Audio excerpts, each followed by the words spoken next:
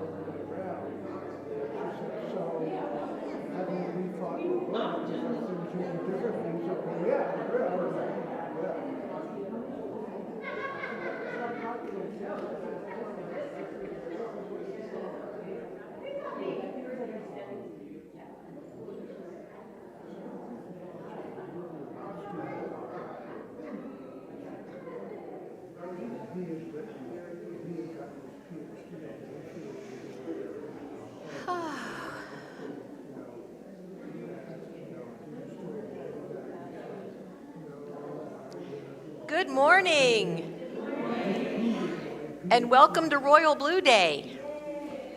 So now we know who reads their emails when they, just kidding. So welcome to Unity of Palmyra, where centered in love, we embrace a positive path for spiritual living. We are an open and affirming congregation. We love you exactly as you are, in all of your magnificent glory, whether you're wearing royal blue or not. We still love you. So let's take a minute to become present. So let's all take a nice big deep breath. It's been such a busy week. Full, rich week. And now we let it all go. We let it all go. And we give ourselves the most beautiful gift of all, and that is the gift of being fully present. Right here, right now. No regrets, no worries, no lists. There is nothing to do except be here now. With wide open hearts and minds, so eager to receive everything this time has to offer. And so we take a moment to simply breathe, allowing our heart, our mind, our spirit, and our body to be fully here. No distractions. Fully together. Whether we are together in this room or through the ethers, we are here now. And as always, we enter into this experience with gratitude. As we say thank you for this time to come apart for a while, to remember the truth of who we are, that we are spiritual beings having an incredible human experience. Thank you for whatever safe space you are in this morning, hearing these words, feeling this energy, receiving this gift. And finally, ultimately, thank you for one another, for this beloved community so committed to making a difference in the world. And so it is. Amen. So while I was off last week, and you all did a fantastic job while I was off last week, I went to another church and I stole something from them. With permission, I said, may I please take a picture? You do this really cool thing that I would like for us to try at home. And so it involves lighting a candle, and there we go. I just thought this was really awesome. So I'm going to light the candle, and then we're going to say these words together, and let's stand as we say them, and then we'll go right into our opening song. All right? Together. May the light we now kindle inspire us to use our powers to heal and not to hurt, to help and not to hinder, to bless and not to curse, to serve you, divine spirit. What do you think? Isn't that lovely? Wasn't that worth stealing with permission from? Well, and then just wait till you see what we say when we put the candle out.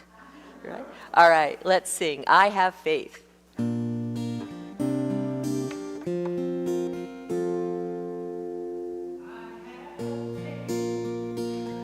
I pray faith. I choose faith. I am faith. I have hope. I pray hope. I choose hope. I am hope. When I trust and I let go, I know all is well. I have love. I pray love. I choose love. I am love. You are love. We are love. All God's children are love. When I trust and I let go, I know all is well. Lovely. Our vision now together, centered in love, we embrace a positive path for spiritual living. And our mission, wherever we are, we provide a welcoming community that inspires and encourages all who gather here through the teaching, sharing, and practice of universal spiritual principles. And one of the ways that we practice those principles is to honor wherever you are in your hugging journey. So if you would like a hug, we will bring it on in. If you're more comfortable with, what does she have back there? Okay. If you're more comfortable with a handshake, we will honor that. And if you want us to leave you completely alone, we totally understand. And we will respect whatever bubble you create around yourself. Have a great time.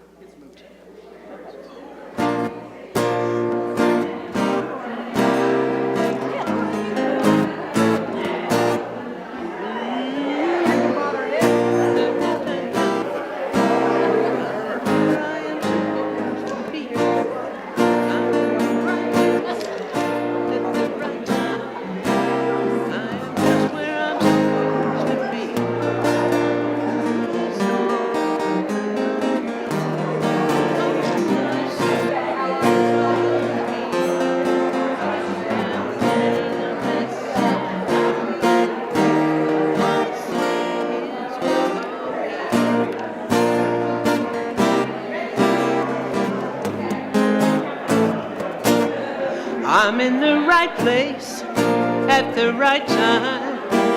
I am just where I'm supposed to be. I'm in the right place at the right time. I am just where I'm supposed to be. Oh, my soul is welcome here. Oh, my soul is welcome here. I am getting the message loud and clear. My soul is welcome here. So sing along with us. I'm in the right place at the right time. I am just where I'm supposed to be. I am the right place at the right time. I am just where I'm supposed to be. Oh, my soul is welcome here. Oh, my soul is welcome here. I am getting the message loud and clear. My soul is welcome here. I am getting the message loud and clear. My soul is welcome here. Wow, good job. Well done. All right, a couple of announcements. Our prayer chaplains today are Leslie, Gwen, and Linda Klein. So Leslie, Gwen, and Linda Klein. They will be holding sacred space for us during the service, and they will also be available over in this nice, quiet, private corner if anyone would like one-on-one prayer after the service. Our Reel to Reel series starts today with Faith and Indiana Jones and the Last Crusade. We had fun watching that together in Holy Grounds on Friday night. The movie this coming weekend will be Saturday night, and Sounds of the Sanctuary will be Friday night.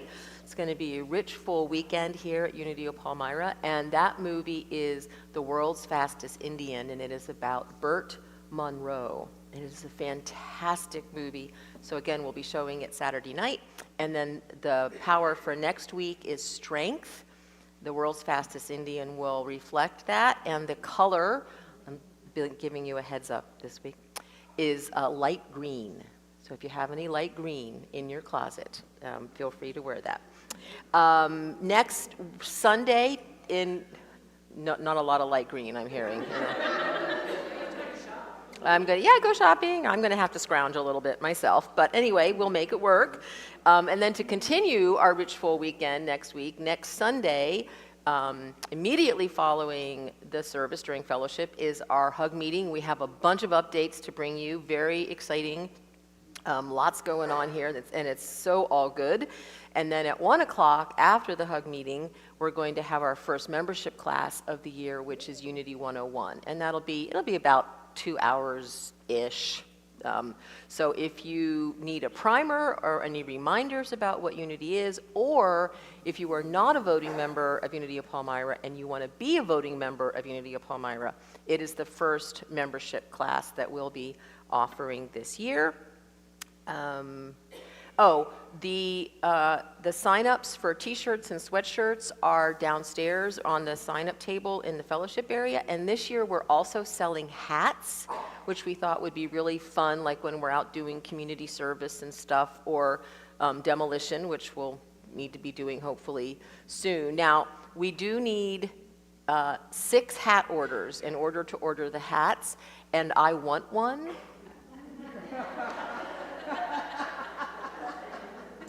So if a couple more y'all could order a hat, that'd be great. Okay? Just order a hat, people, okay?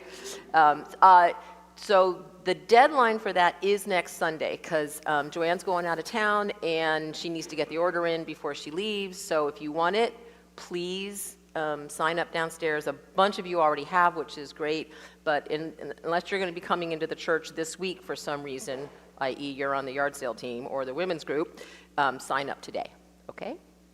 Alrighty, and as always, our mugs are ongoing. If you want one for Mother's Day, the order form and the examples are downstairs. We did move that whole thing downstairs so it wouldn't get mushed into the yard sale, because you know it's yard sale season and anything not nailed down gets sold. So we wanted to make sure that we separated the mugs from the yard sale. It's now downstairs in Holy Grounds. All right, Miss Cheyenne, would you read the daily word? Good morning. Today's daily word is healing. God's healing power is moving through me. I am open and receptive to God's healing power within me and within my dear ones. I trust with absolute faith that God is greater than any worldly condition. I cannot limit God. I listen to the still small voice within and feel guided along my healing journey. If fear and worry get the better of me and I start to feel anxious, I call forth the healing power of the indwelling Christ. I spiritually surrender my concerns. When I pray for my dear ones, I do not focus on their condition. Rather, I see them as the divine begins. They are whole, prosperous, and spiritual perfect. As I pray, I perceive God's healing presence moving through me and my beloveds. This present is the health beyond the illness, the abundance beyond the insufficiency, and the life beyond death. It is the truth of my life. Isaiah 58:8. Your healing shall spring up quickly.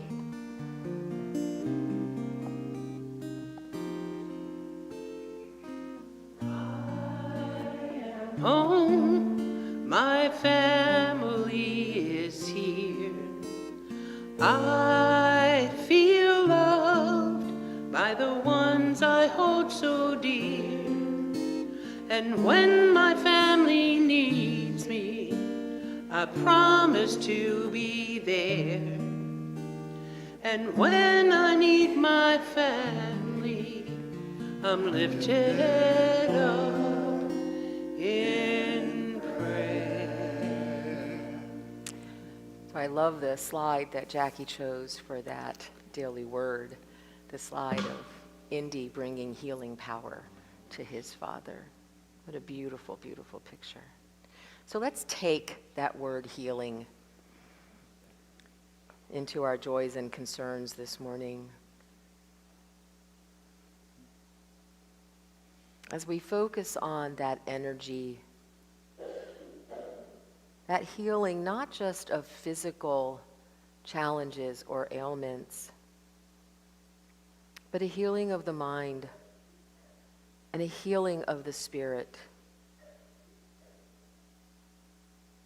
As we claim wholeness, we claim health as our divine inheritance.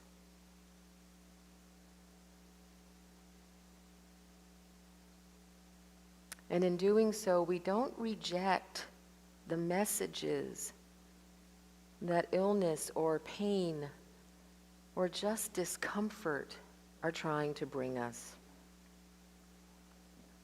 We vow to pay attention. To pay attention when we are experiencing dis-ease. Where do we not have ease or grace in our lives? Where have we not paid attention? Where have we not cared for our body, our mind, or our spirit? Where have we not forgiven? Where have we not let go? We recognize that part of healing is releasing whatever has been weighing us down.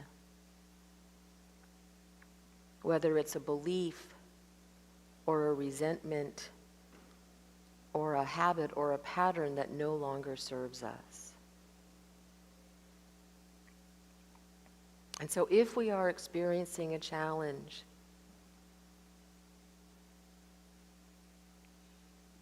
we begin to address it by changing our thought. And we ask ourselves, what is this challenge trying to bring to my attention? What can I learn? Where can I grow? Where can I ask for help? For we do not heal alone. One of the powers of being in community is that we are sharing a healing journey. And we are doing it together. And so if you are experiencing a challenge, I invite you to hear those words and to take them in and to allow yourself to heal.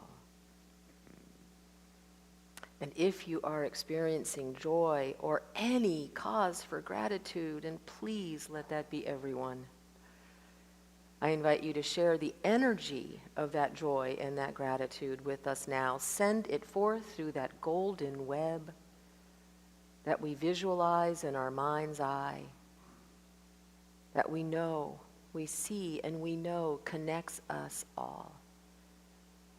Whether we are in physical proximity or sharing energy and community through the ethers, which reach far beyond these walls. And as always, we know that together or apart, we are forever connected at the heart. And so it is. Namaste.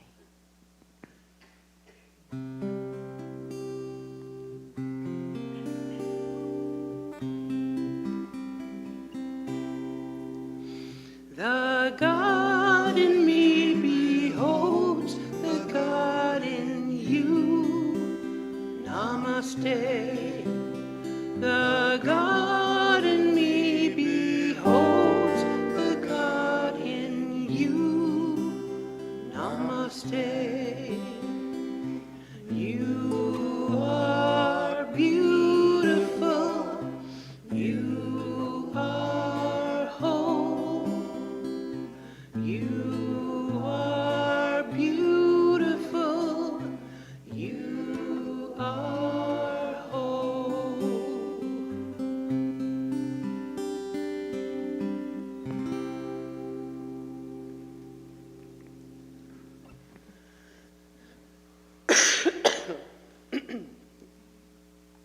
Good morning, everybody.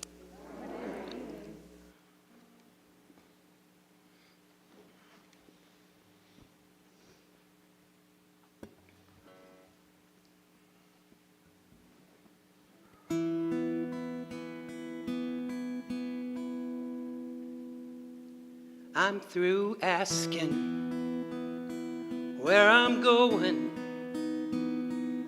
I've been asking all my life. I've grown tired of all this wondering when everything seems to turn out right.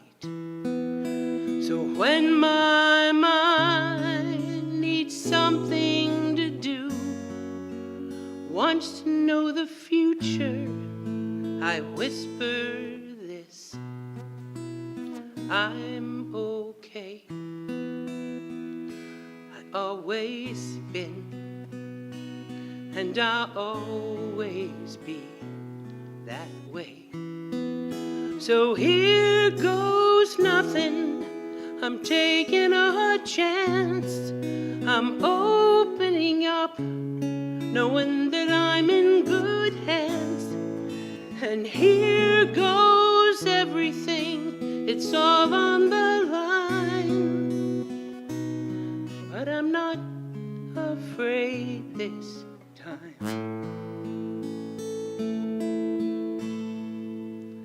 Some say it's crazy. Some say naive to close my eyes and take the leap. But I know better, 'cause I believe that even in the dark, my soul can breathe. So when my mind plays its usual game, oh, my answer is always the same.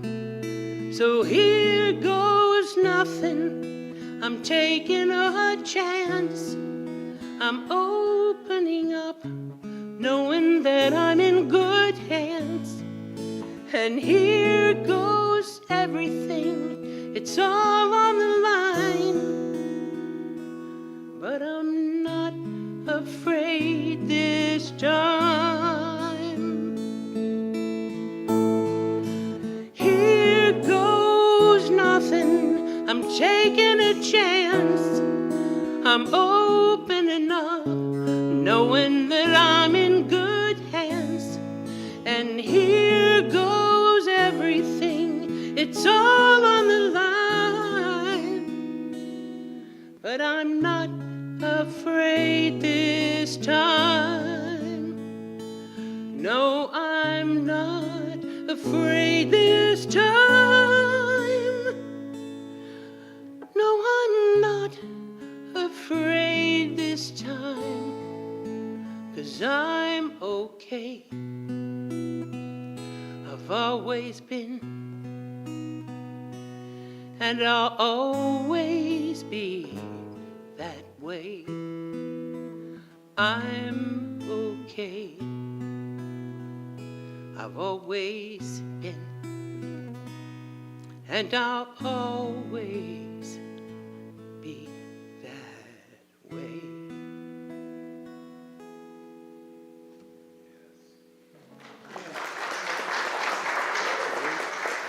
Thank you.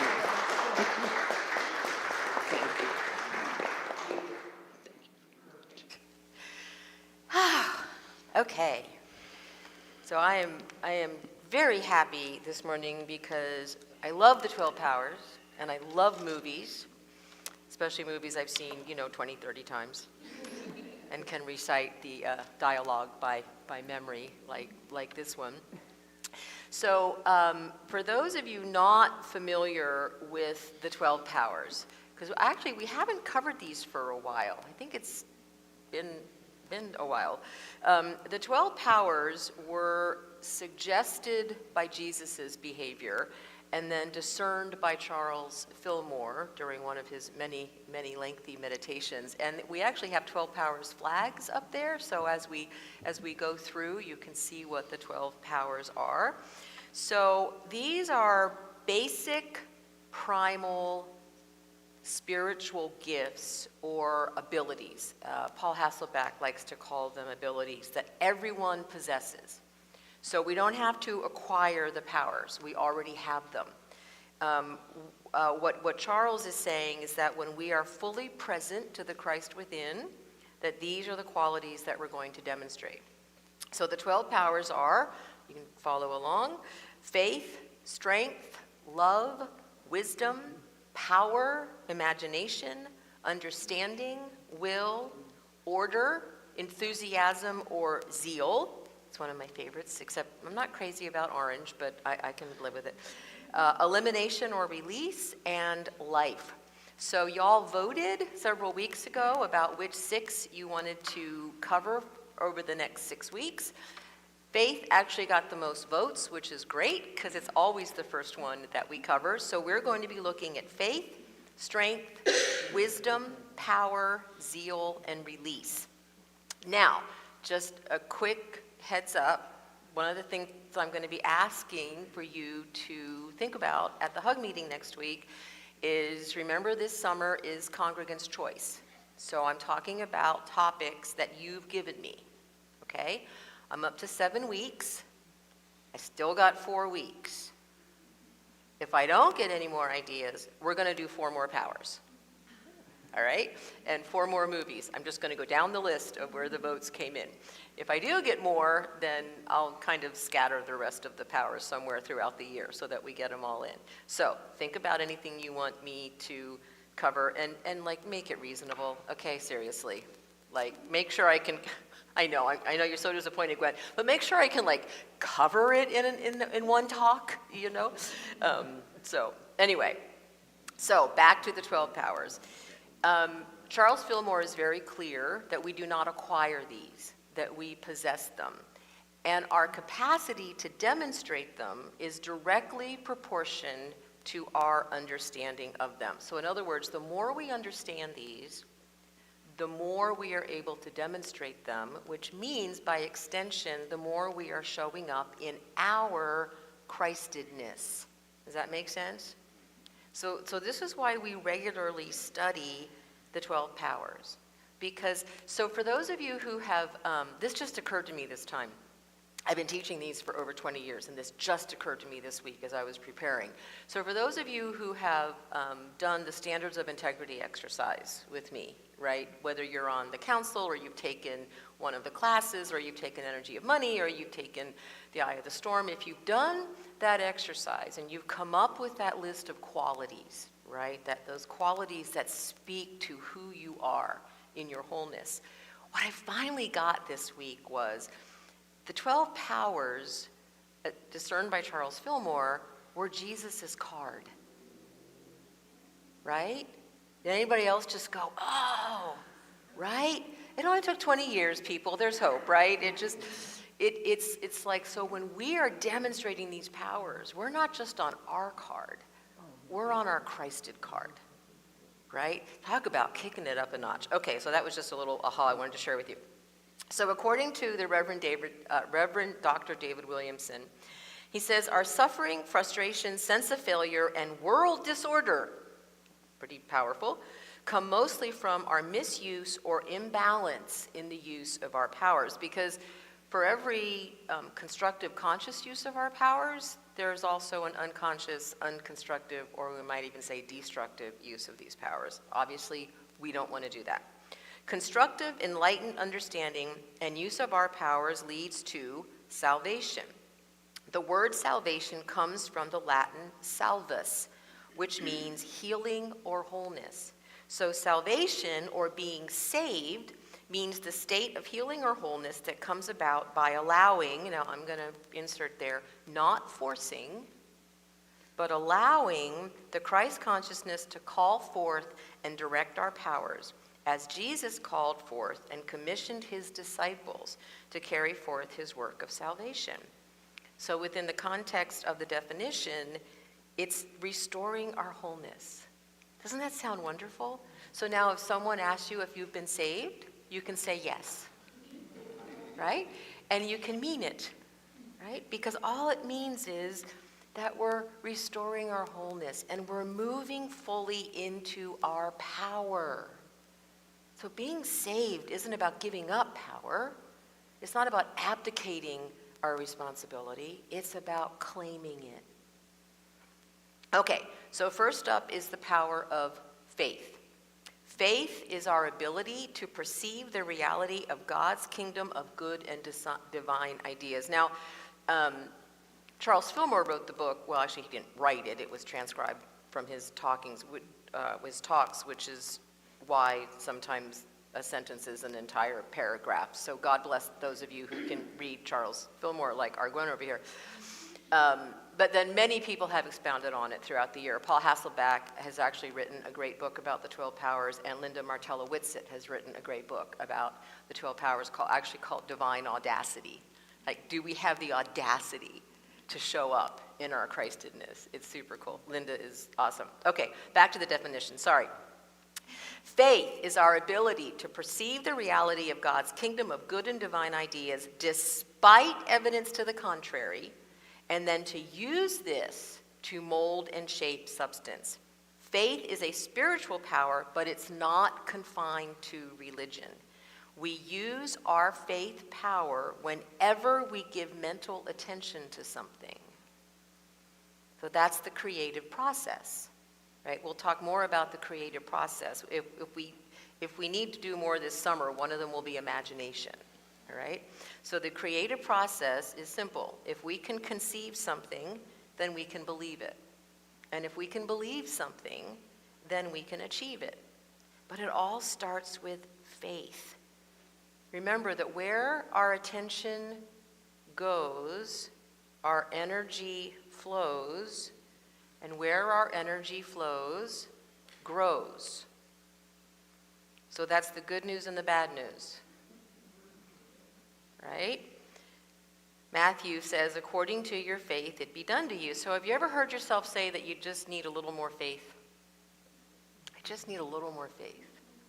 Right? Anybody but me ever say that? Every day. Every day. Yeah. So here's the deal. You have all the faith that you need. You're demonstrating faith every day. Every time you focus on something, you're saying that you have faith in it. So we get to ask ourselves, what do I have faith in? Where does my energy go throughout the day? When I wake up in the morning, what's the first thing that I think of? We focus on our homes. Well, for me, it's feeding the cats, but that's my life, right? And coffee. Yeah, I have faith in coffee, right? So what do we have faith in? Our homes, our degrees, our jobs, our money, our retirement account, our friends, our cars. So what do you notice about what we spend our attention on and what we focus our attention on? We tend to have faith in what we think is observable and predictable. And if those results don't look like what we think they should, then we question our faith and ultimately God, right?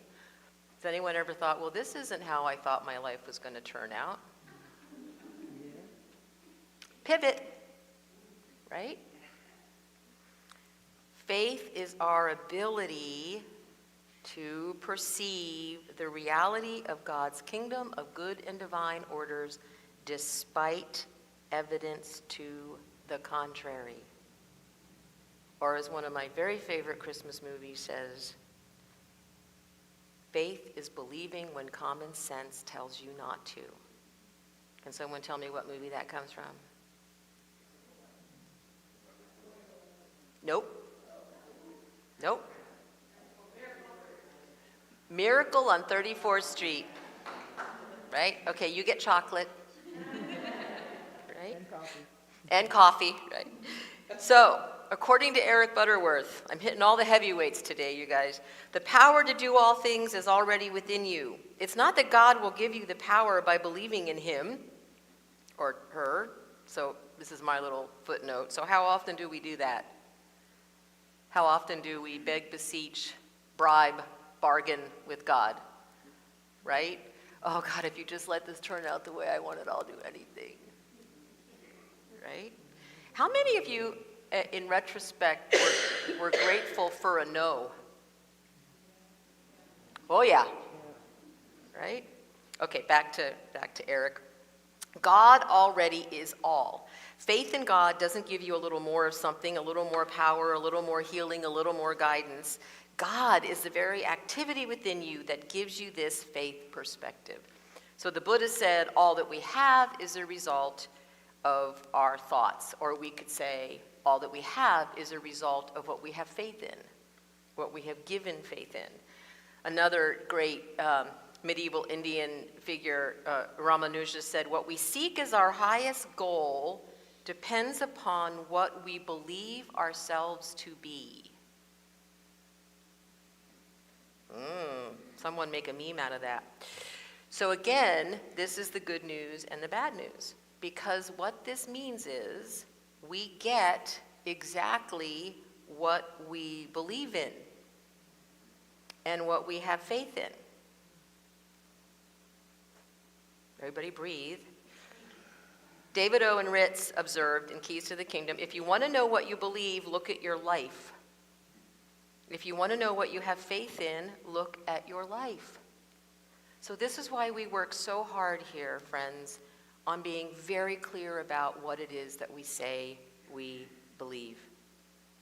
That we are committed to waking up, to showing up as a reflection of what we say we believe. Because the universe doesn't care what we say.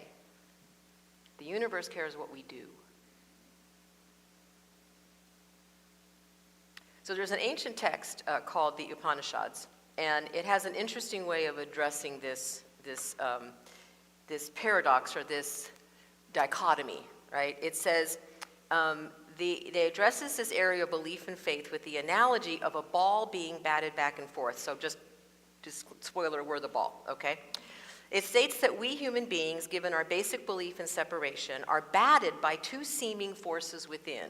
One is that upward drive to evolve into the spiritual awakened beings that we are, aware of our oneness with all life.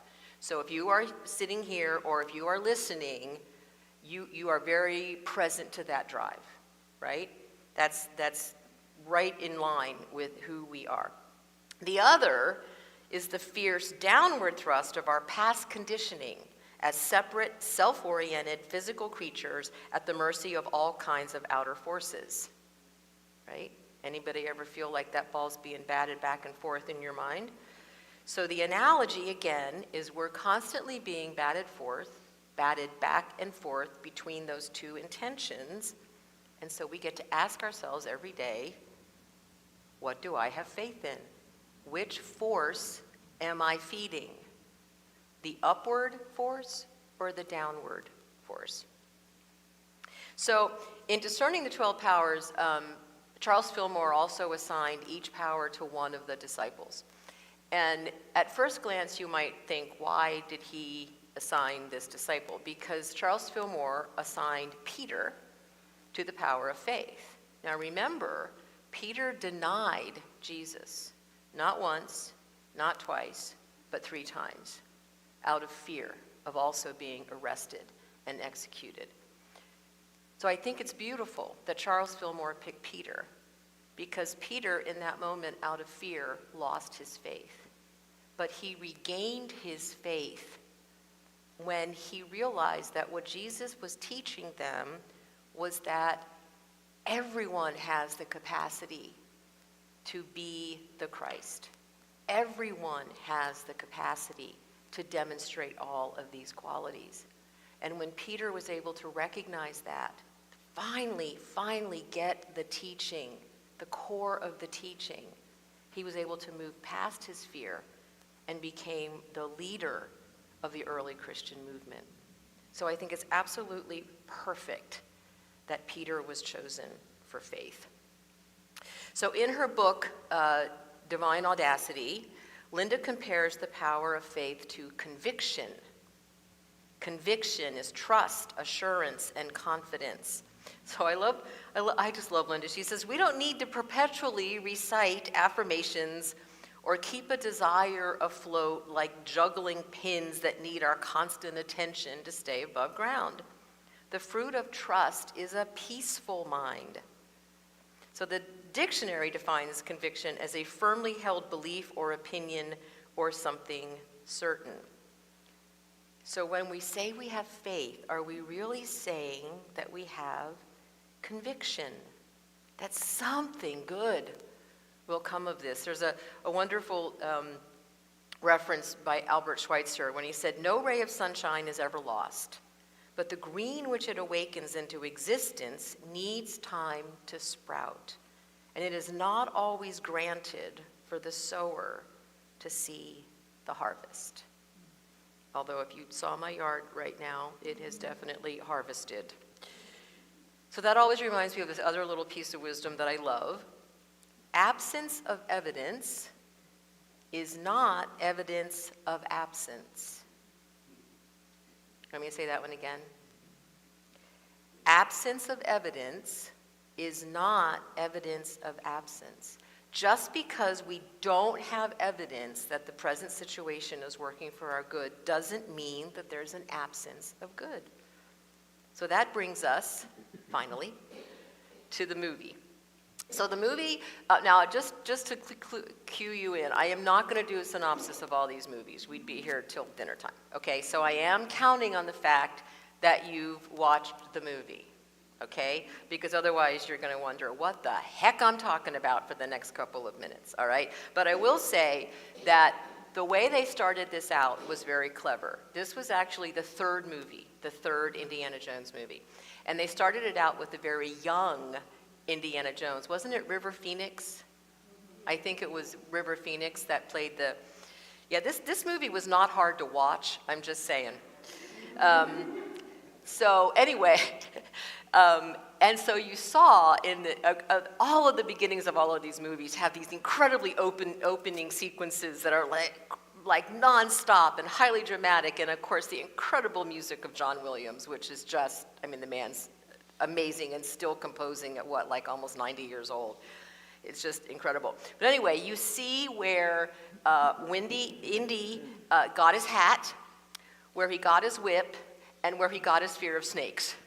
Okay, so in that opening sequence, in the third movie, we get a lot of background. We also see, and this we had already discerned from the first two movies, that Indiana Jones, first of all, was named after the dog, okay, spoilers, but that he, from a very young age, he has always been committed to doing the right thing. Even as a young man, he was always committed to doing the right thing.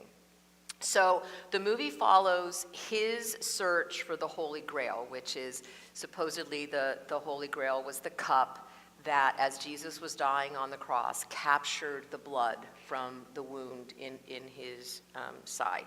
Now his father has been searching for the Holy Grail his entire life, and we kind of pick up snippets throughout the movie that this caused a distance between Indy and his father, so beautifully portrayed by Sean Connery. So throughout the movie, we are, and we've also had the background of the first two movies, right? So we know what Indy has faith in. He has faith in his academic training. He has faith in his wits. He has faith in his whip. Right? He has faith in his ingenuity. I always think of him as like an archaeological MacGyver, right? Does that fit? Like, again, not hard to look at. So anyway, there seems to be a theme, doesn't it, with this movie? Yeah. So, okay. So we also see in the movie that he is recovering his faith in his father. And he's recovering his faith in his past. He really had the opportunity to see his past differently. And also, his father had the opportunity to see Indy differently.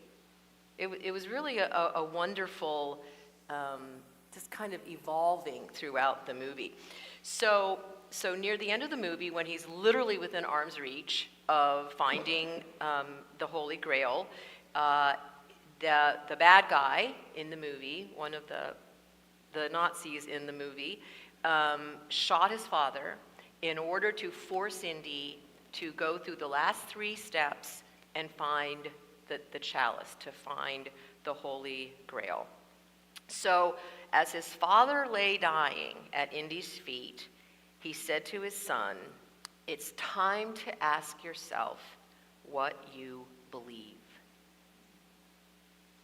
In other words, it's time to ask yourself, what do you really have faith in? Right?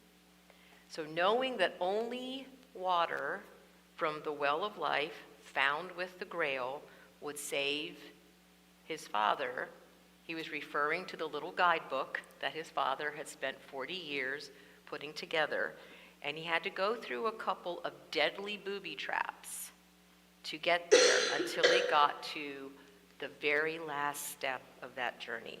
And we're going to show you that clip.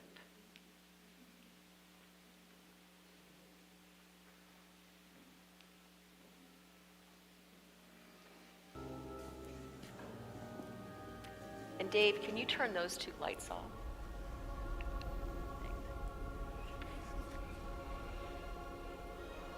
Wrath of God. Only a bleak from the lion's head prove his worth.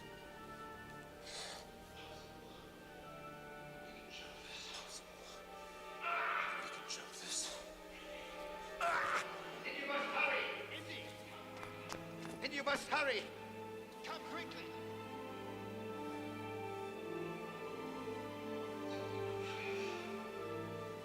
It's a leap of faith. You must believe, boy. You must believe.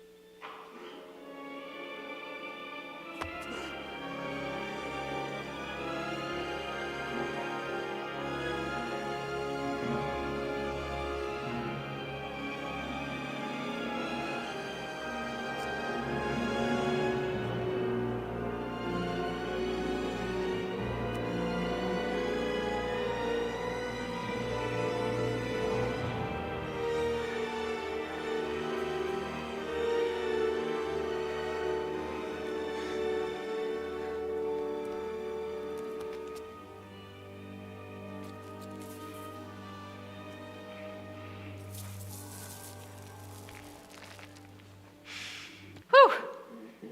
Man, every time my heart is just pounding, even though I know what's going to happen, right? So I love Harrison Ford, and I have to admit, I kind of think that that Harrison Ford plays Harrison Ford beautifully in all of his movies, right? It's not a judgment, just an observation. But I have to say, I think that scene is one of his ultimate, just being in the moment of that character. Because, I mean, it literally looks like he's going to throw up, doesn't it? Like, it just, like, you know, his heart is pounding. You can almost see it pounding, like, and he's sweating, and I want to pretend it's not glycerin sprayed on him before the scene, you know? I just, it's just, that scene is why I chose the movie, right? He had no choice, you guys. He had to believe. He had to have faith that if he took that step, that the bridge would appear and that he would be able to save his father. The other thing that's really neat about that scene, and this is really, I think, the most powerful metaphor in the movie, is the bridge had always been there. Always. You just couldn't see it. I mean, apply that to our lives. How many times have we not taken a step of faith? But the bridge was there. I think of a more contemporary analogy. So think of the automatic doors that you have to get really close to the door before the sensor opens the door. If you stand 8 feet back, what happens? It doesn't open, right? So we could stand 8 feet back for years going, why isn't this door opening? Or we could get close enough to the door for the universe / sensors to respond and open the door. I just think of how many times we've stood back at that 8-foot mark, wondering why the universe isn't opening the doors. Right?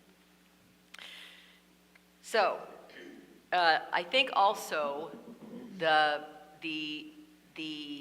bridge being camouflaged is another example of absence of evidence is not evidence of absence, right? The bridge was always there. Just because he couldn't see it didn't mean it was there. And of course, that reminded me of my favorite definition of a miracle. And this is from Willa Cather from Death Comes to the Archbishop. Miracles rest not so much upon healing power coming suddenly near us from afar, but upon our perceptions being made finer, so that for the moment our eyes can see and our ears can hear what has been around us always. That bridge had always been there, but it took someone who had the courage of his convictions to realize it and to find it. So I posted on our Facebook page today the wonderful quote by Dr. King, "Faith is taking the first step even when you can't see the whole staircase." And actually I realized as I did some research that this was actually a paraphrase. What he said was, take the first step. And then he said, faith is taking the first step, even when you can't see the staircase. Take the first step. So Marianne Williamson says, to trust in the force that moves the universe is faith. Okay, I just have to say, in preparation for wisdom, trust the force, Luke. Right? Seriously, I just had to go there. Because Luke did. He trusted the force. He trusted his inner wisdom and his inner guidance. I'm jumping way ahead to wisdom and Yoda here, but I just had to when I read that quote by Marianne, that he turned off the technology. He trusted the force, and he destroyed the Death Star. It's okay, back to Marianne. She says, faith isn't blind, it's visionary. Faith is believing that the universe is on our side and that the universe knows what it's doing. Faith is a psychological awareness of an unfolding force for good constantly at work in all dimensions. So in order for Indy to step out onto that bridge, he had to have faith. Faith that the universe knew what it was doing, that he also had to have faith in his father and his father's 40 years of research and absolute conviction that the Grail was real.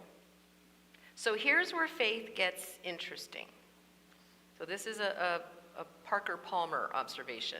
Faith is a venture into the unknown, into the realms of mystery, away from the safe and the comfortable and the secure. When we remain in the security of familiar surroundings, we have no need of faith. The very idea of faith suggests a movement away from our earthly securities into the distant, the unsettling, and the strange. So was that the definition of faith you guys were brought up with? No, me neither.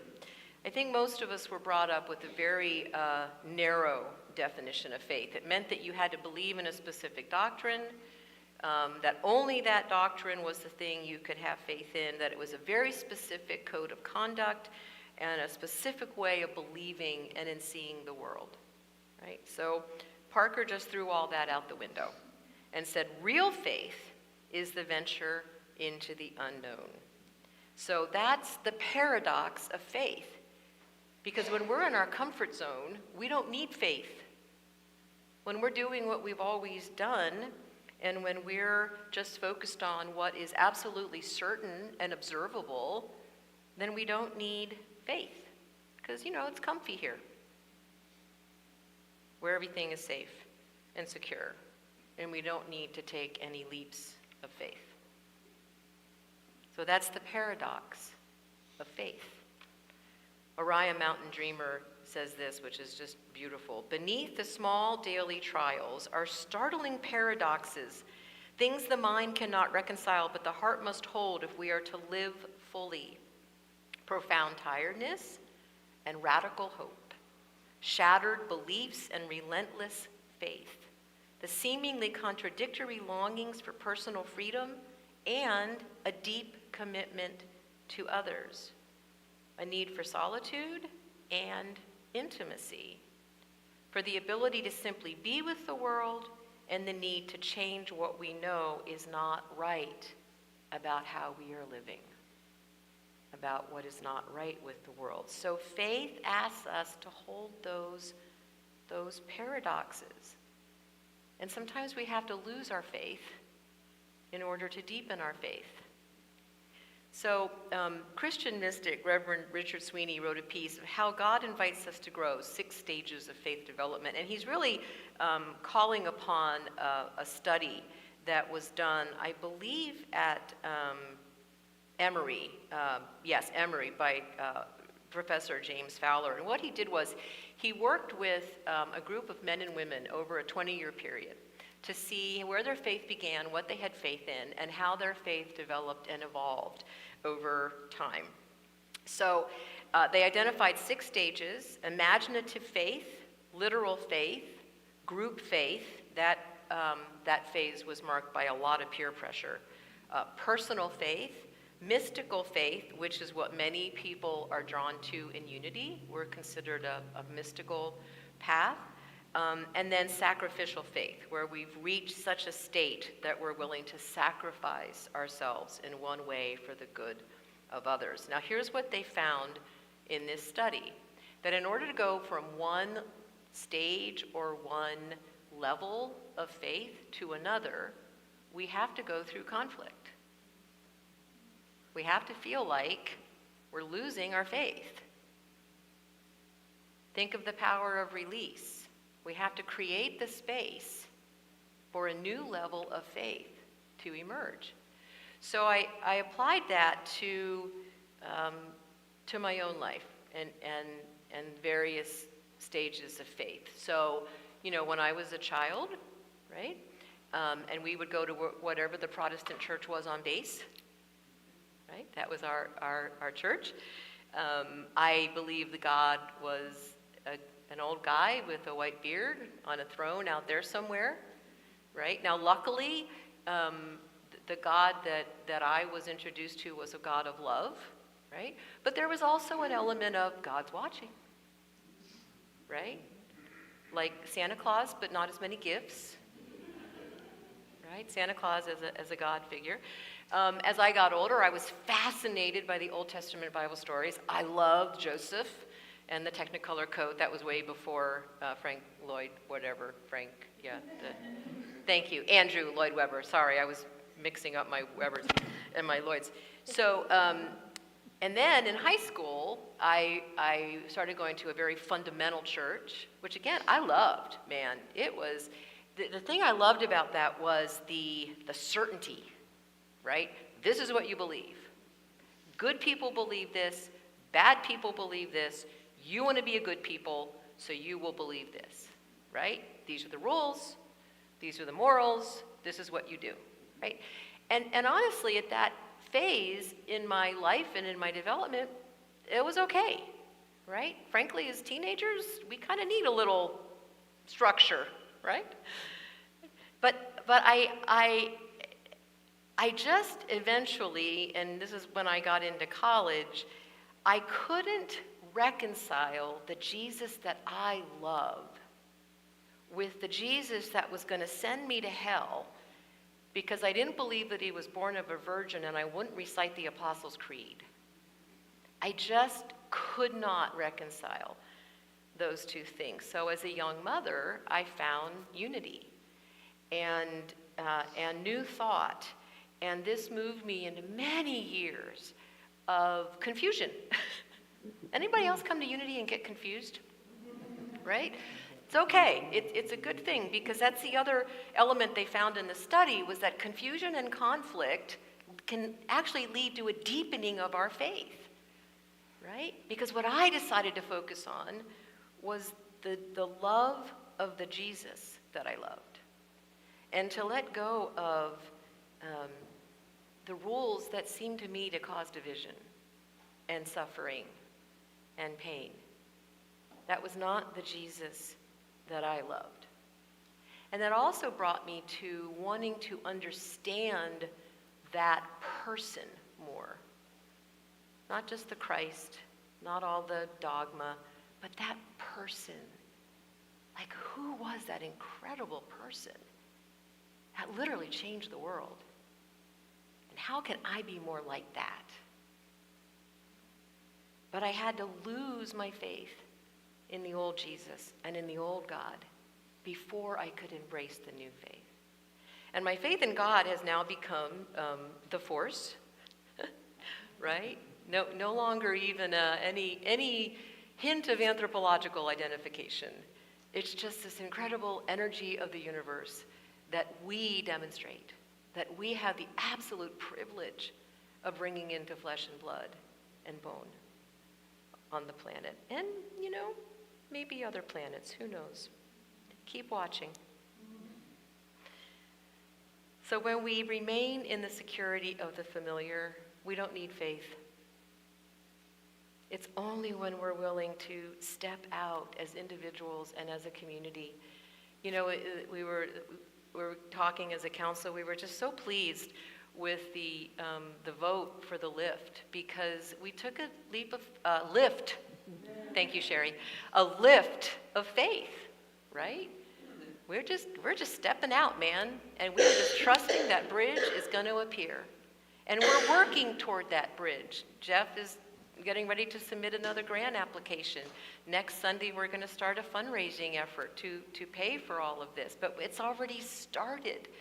Even before we asked, funds are appearing because we were willing to step out in faith, and that bridge is appearing. We don't need faith when we stay in the security of the familiar. So we as a community right now are stepping out into faith. As individuals, we are stepping out into faith. The world needs us to step out in faith and to trust that that bridge is going to appear. Now, just one little thing before we go into meditation. Did you all catch at the very end of that he threw sand on the bridge when he got through? He only had so much faith, right? It was just like, man, is it going to appear again or what? So I thought that was a brilliant piece of filmmaking that, Indy could only go so far. All right, let's take that into meditation.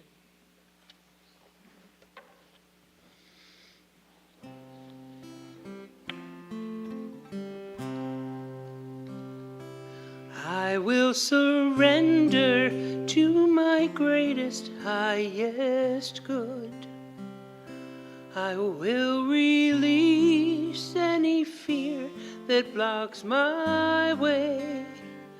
For every step I take is taken in pure faith, and I am stronger every moment of the day. My mind is willing and my heart is open wide. I trust my instincts and let Spirit be my guide. I vow to live a life that's real and pure and free, as I continue walking in this mystery. There may be walls, there may be roadblocks in my way, but I can choose to take a higher path each day. And now I know what I thought was safe and sound was only habit and regret that held me down. I will surrender to my greatest, higher good. I will release any fear that blocks my way. And for every step I take is taken in good faith, and I am stronger every moment of the day.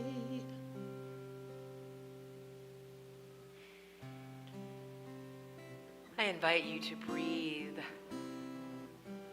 Breathe so deeply that you feel it moving down through your toes, deep into the earth.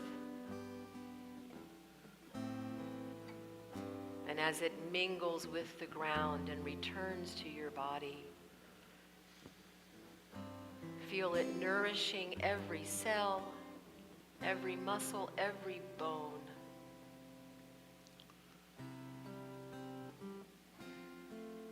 And on the next breath, we feel the breath escaping through the crown of our head,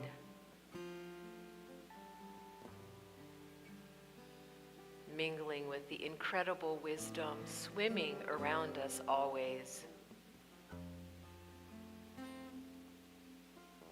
And as it returns, that wisdom fills our body,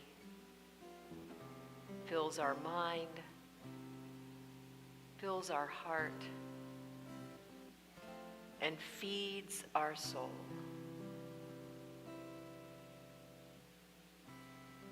And on the next breath, we breathe into our heart space. We feel the breath warm and soften and expand that space.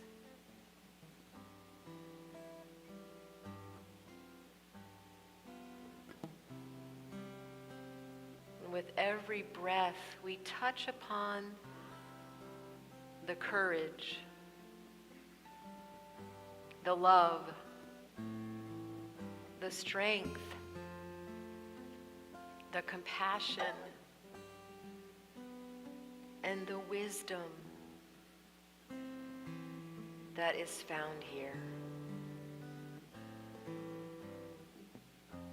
And we know beyond a shadow of a doubt that when we come from this place of heart, from this connecting point where body, mind, spirit,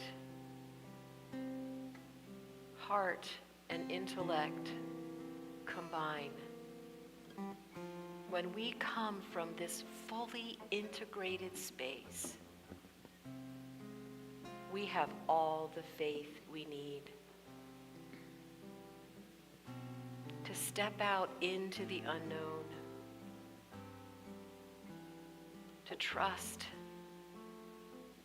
that miracles happen, that bridges appear, and that when necessary, wings sprout.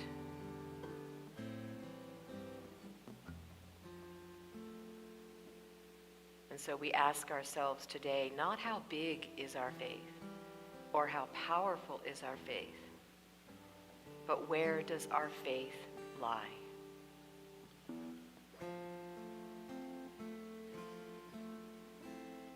And are we willing to take that first step, not knowing how high the staircase will be or where it will lead?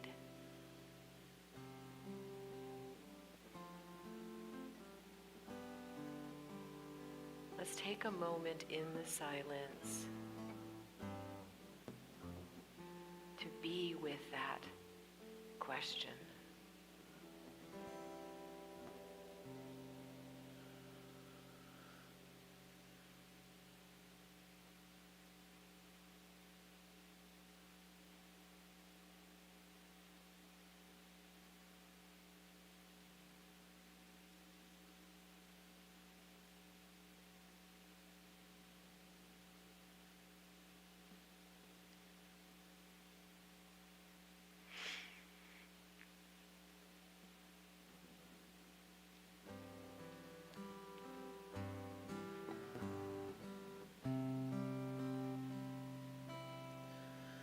I will surrender to my greatest higher good. I will release any fear that blocks my way. For every step I take is taken in pure faith, and I am stronger every moment, every day. I am kinder every moment, every day.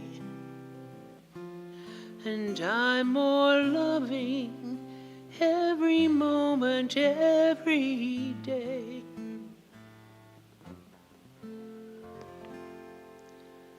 I will surrender every moment of every day.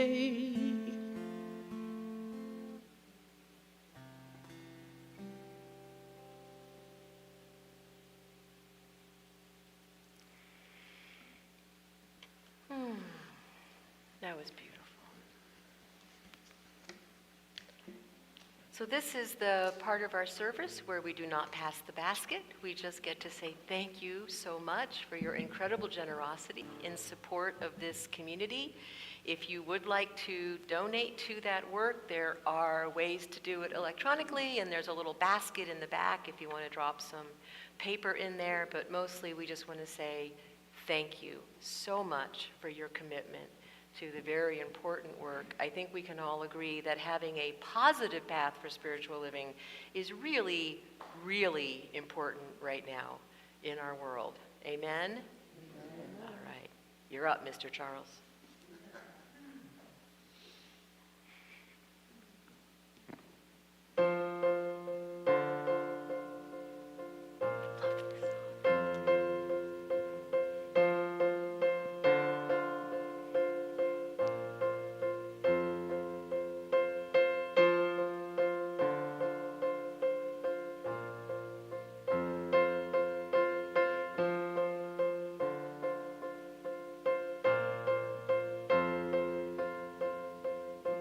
When the road gets dark, you can no longer see. Just let my love throw a spark and have a little faith in me. When the tears you cry, oh, you can't believe. Just give these loving arms a try, baby, and have a little faith in me. Have a little faith in me. Have a little faith in me. Have a little faith in me.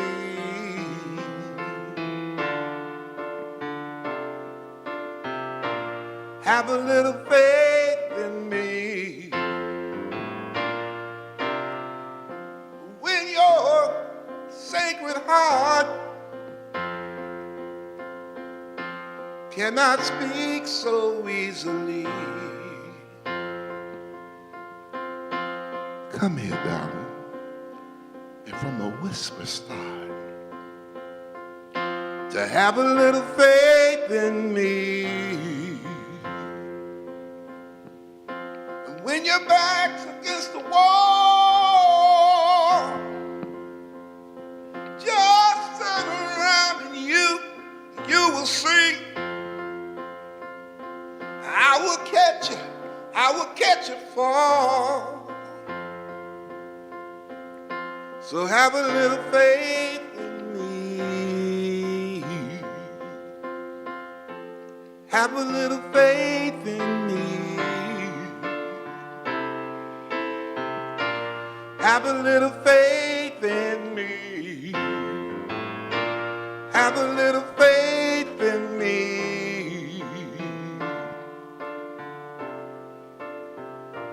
Have a little faith in me. 'Cause I've been loving you for such a long time, girl, expecting nothing in return, just for you to have a little faith in me. see, time is on our side. It's our friend. 'Cause for us, there's no end. All you got to do is have a little faith in me.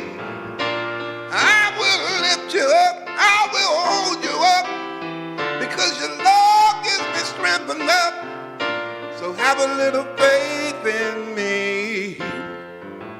All I want you to do, babe, all I want you to do is have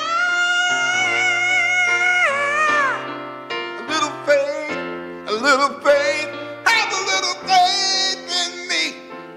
It's all I want you to do is have a little faith in me.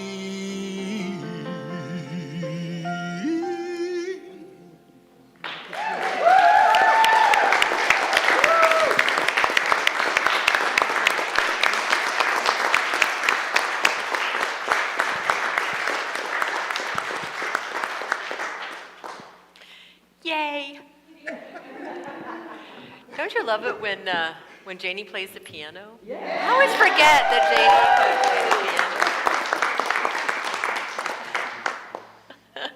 All right, let's stand now and share in our unity blessing together, and make sure we include our friends on YouTube and Facebook. We love you. We bless you. We appreciate you. And we behold the Christ in each and every one of you. Okay, and I think this is where I put in the blowing out of the candle. Dave, is this where I put in the blowing out of the candle? Okay.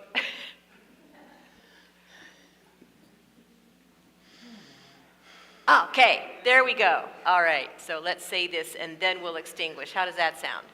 As we figure this out together. All right, together. We extinguish this flame, but not the light of truth, the warmth of community, or the fire of commitment.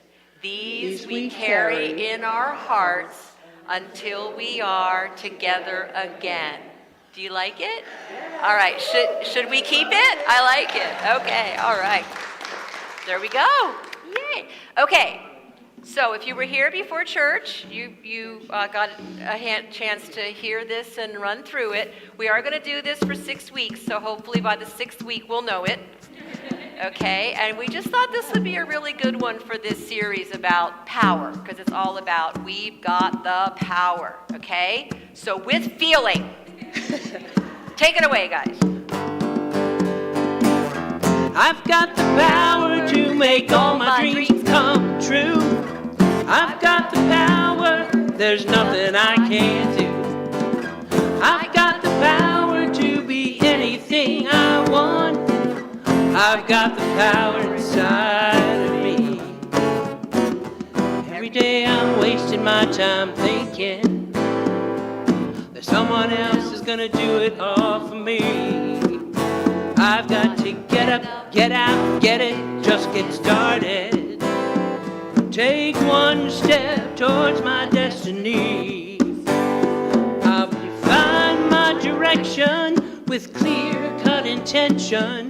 Decide what I be, and then watch it come to me. I've got the power to make all my dreams come true. I've got the power, there's nothing I can't do. I've got the power to be anything I want. I've got the power inside of me. There are days when I feel that I'm just no good. Days when I don't even want to try. But when I stop, look and listen and surrender, I hear a voice of truth I cannot deny. It says, you know you can do it, just get down to it. Have faith in yourself and the will to see it through. I've got the power to make all my dreams come true. I've got the power, there's nothing I can't do. I've got the power to be anything I want. I've got the power inside of me. In those times when I feel so frightened, and it seems like I just can't go on. I've got to look deep inside, 'cause that's where I find the power, the power, the power inside of me. Well, I've got the power to make all my dreams come true. I've got the power, there's nothing I can't do. I've got the power to be anything I want. I've got the power inside of me. Woo! Okay. So we got the chorus. Next week we'll work on the verses. All right? Good job. All right, let's share in the prayer for protection together. The light of God surrounds us. The love of God enfolds us. The power of God protects us. The presence of God watches over us. Wherever we are, God is. And wherever God is, all is well. So this week, are you willing to take one step of faith? Wow, that was so enthusiastic, you guys. Let's try that again. This week, are you willing to take one little teeny tiny step of faith? Is that better? Yes. All right. Go, Unity of Palmyra. All right. Join us downstairs for fellowship. Bye-bye, YouTube and Facebook friends. We love you so much. Have a great week.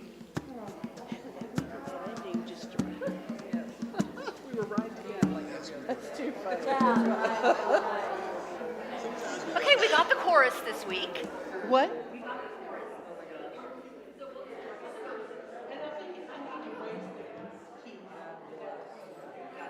Thank you.